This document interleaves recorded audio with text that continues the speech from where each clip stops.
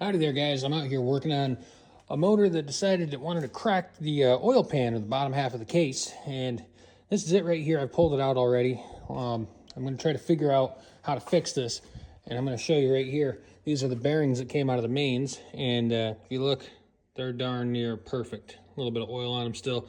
Some black schmoo on the bottom, but we're saving those. I'm going to show you why.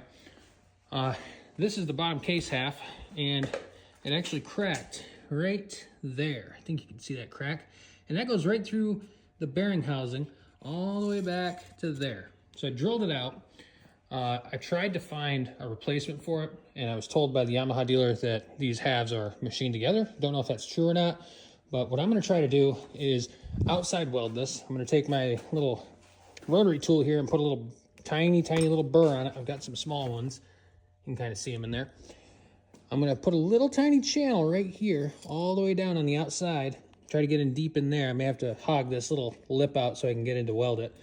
And then I'm just going to weld it all the way along the outside. And then right here I'm going to stop, because if you look on the inside here, we have the crack running through the mains here. So that's for the front main seal. I don't want to touch that really. And that's where the bearing rides. So I'm assuming that if I'm careful and keep the heat low, I might be able to seal it on the outside, let the crack sort of live on the inside. I can weld it from right here down on the inside, and then maybe catch the edge.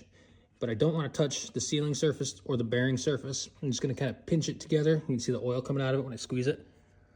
So I got to clean it out a little bit more. But right now I'm going to grind it out and get the channel clean. And I'm hoping that I can slap this bearing back in here after the fact, and the tolerance will be correct. We're not going to plastic gauge it. Don't have any. I'm not going to drive an hour away to go get some.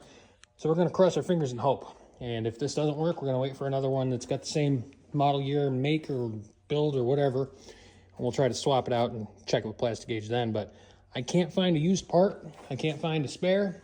And then I had two more motors. One of them blew a head gasket out the side where the cooling system is. It was pumping water straight into the crankcase. Funny thing is, it had good compression. After we ran it for about 15 minutes at idle, gave it about 2,000, 3,000 RPM, and she decided to blow water straight into the oil. So I have another 25 I'm gonna have to pull the head off of, get it machined flat, and then slap it back together with a fresh gasket. But this one right here is gonna be the one I'm trying to save. So I'll show you guys what it looks like once I get this channel knocked out, and once I get it welded up. I'm gonna get after it.